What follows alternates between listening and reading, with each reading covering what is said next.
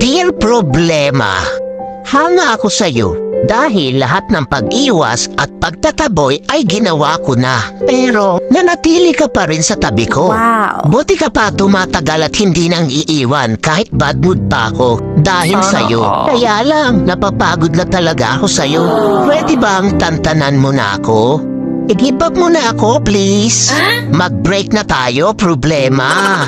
Hindi na kita kayang tagalan. Kaya, iba na lang mahalin mo. Mababaliw na ako kaiisip sa'yo. Pwede, ikaw na lang mag-isip sa akin. Ikaw naman mamroblema sa akin. At nakakapagtaka ka rin problema, no? Dahil wala namang nangyayari sa atin. Bakit nagkaanak ka? Dumami ka pa talaga. Pwes, hindi akin yan. Nagawa mo rin pala talaga akong lokohin, ha? P.S. Huwag mo na ako sundan o hanapin pa. Wala akong pananagutan sa'yo.